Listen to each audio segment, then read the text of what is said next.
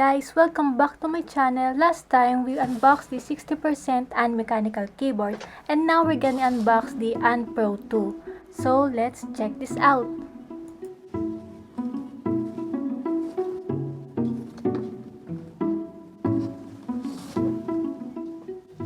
Before that, let's unbox first this Doro Deskmat that I recently got because I want to use this in today's video. I know all of you are familiar with this if you are watching Wildcat's video. I'm actually a fan of him, that's the reason why I got this.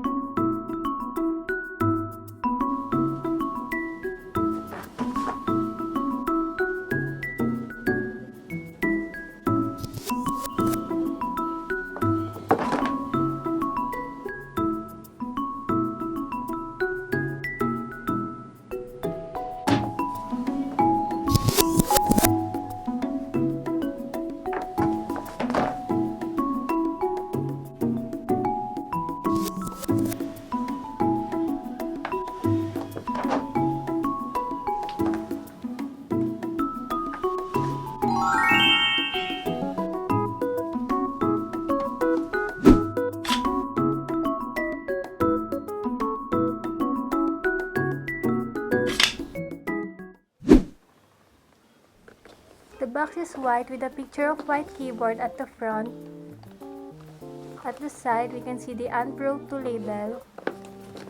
At the back, we can see the specs as usual and the black version of Pro 2.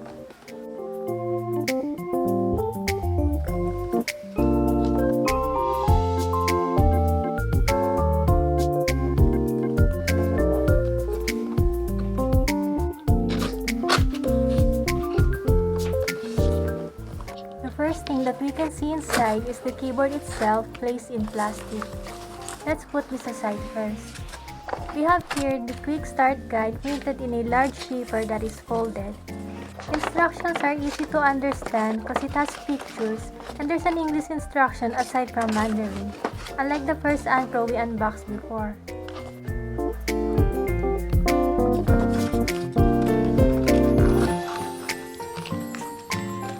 It is also now using a Type-C cable, but this one is not braided.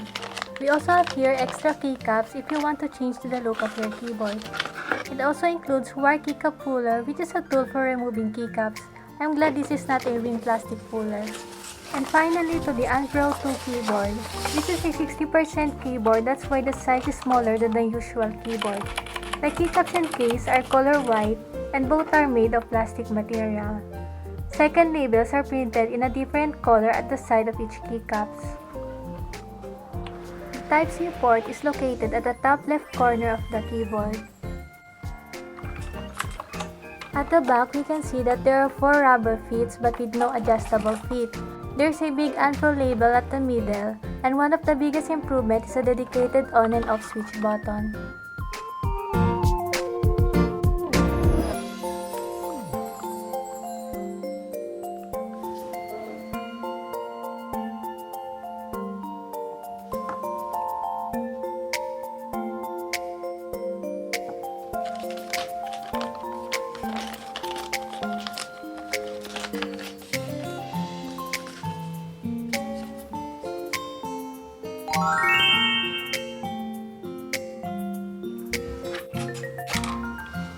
The switches of the Pro 2 that we have is Gateron blue, and this is a Clicky type of switch. I'm actually not a fan of Clicky switches, but these are fine to me.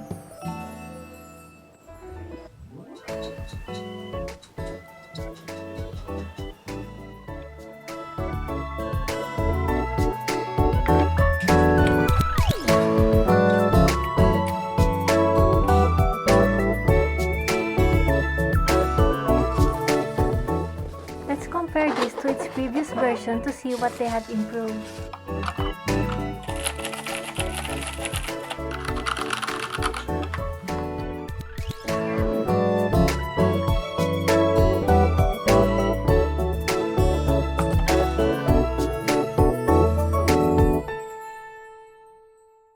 Rubber fits of Unpro 2 is better than the previous version.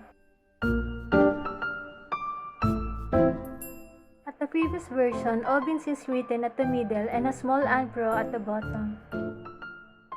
We only have reset button here, and now we have on and off switch button.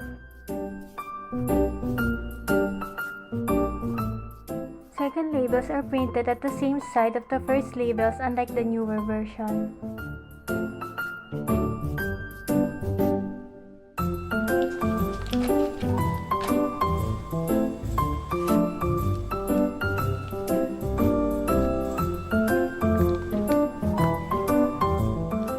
The old Unpro has USB dongle inclusion, and for the Unpro 2, you can buy it separately.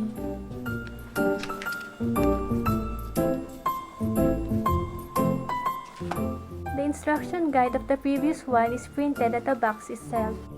Side profile is still the same with the natural inclination.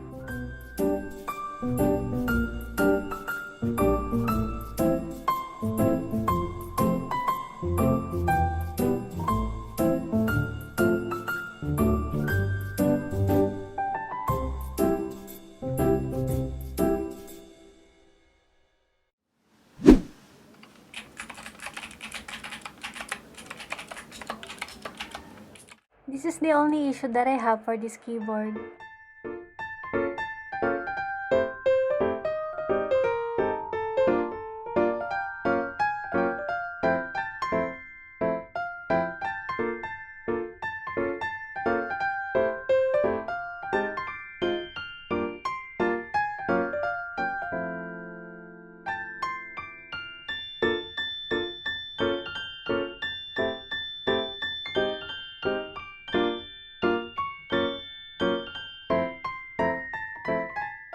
Unpro 2 has a tap key feature.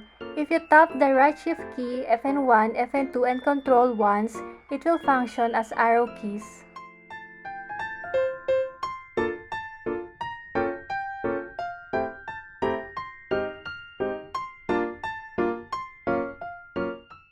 Magic FN is located at the caps lock button, and WASD will function as arrow keys.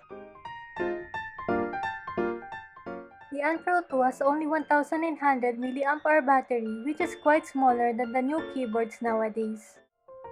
Obinskate is a software where you can further customize your Unpro 2 according to your preference. This software is one of the selling points of Unpro 2 since the firmware is continuously updating. You can also customize the RGB backlight, layout configuration, and it also has audio visualization. This software is only applicable to Unpro 2, but you can still customize the previous version using the Obins mobile app.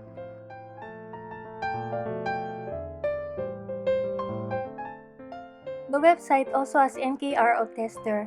NKRO means N-key rollover. It is a feature of high-end keyboards that detects all keystrokes no matter how many keys are pressed simultaneously. It ensures every keystroke is recorded and prevents ghosting, in which an extra keystroke may be registered when multiple keys are pressed together.